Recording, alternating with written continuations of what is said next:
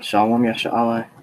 Today we're going to be doing the first day of Aliyah for the Parashah Mishpatim, which will be Exodus 21, verse 1 through 19.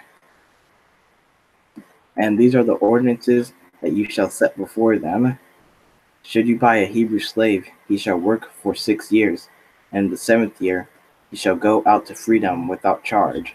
So if you buy a slave, then in the 7th year he needs to leave, and he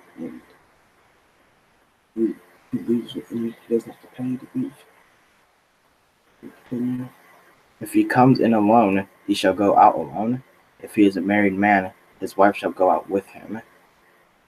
If his master gives him a wife, and she bears him sons or daughters, the woman and her children shall belong to her master, and he shall go out alone. So if his master gives him a wife, and he has kids, then he doesn't get to keep the kids because they're his master's kids, and he has to leave by himself without his kids. Continue. But if the slave says, I love my master, my wife, and my children, I will not go free. So if the slave doesn't want to leave because he loves his master and he respects him, then so him and his children and his wife have to stay there. Continue. His master shall bring him to the judges, and he shall bring him to the door or to the doorpost, and his master shall bore his ear with an awl, and he shall. Wait. If the slave doesn't want to leave his master because he loves him and respects him, then he takes him to the judges, and the judges they get like a wooden nail, and then they hit the nail into his ear, and there you go. He shall serve him forever. Now if he sells his daughter as a maidservant, she shall not go free, as the slaves go free. If she is displeasing to her master, who did not designate her for himself, then he shall enable her to be redeemed. So if the maidservant, if her master, if she doesn't live up to the expectations, then he can let her go. Continue. He shall not rule over her to sell her to another person when he betrays her.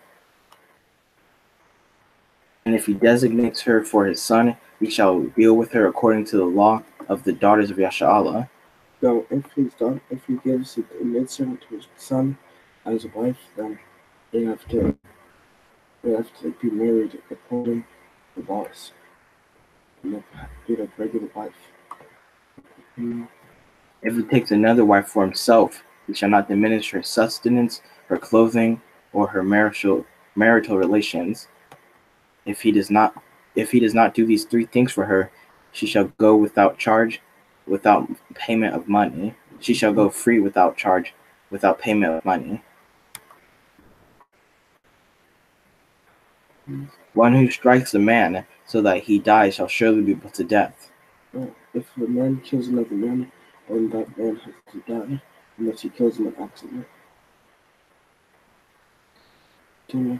But one who did not stalk him, but Allah brought it about into his hand, I will make a place for you to which he shall flee. So if somebody kills someone by accident, then Allah is going to make a place for them to go to, so that they can stay there.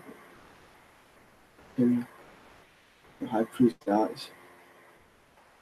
They won't get punished for killing that person if they go to that place, if they kill that person on accident.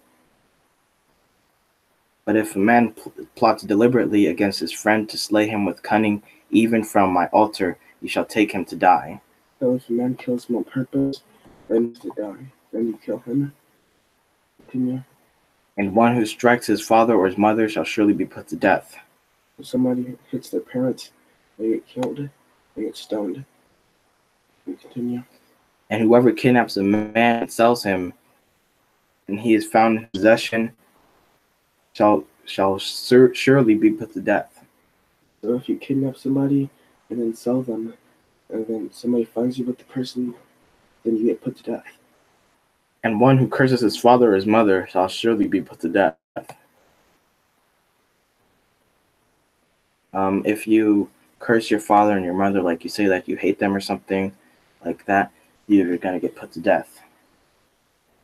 And if men quarrel, and one strikes the other with the stone or with the fist, and he does not die but is confined to his bed, if he gets up and walks about outside it on his support, the assailant shall be cleared.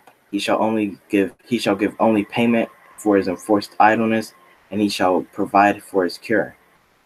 So if two people fight, and then somebody gets really injured, so then the person who injured them has to pay for them to get better, and they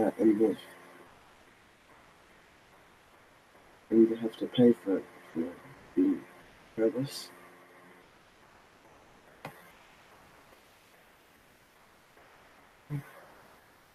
Okay.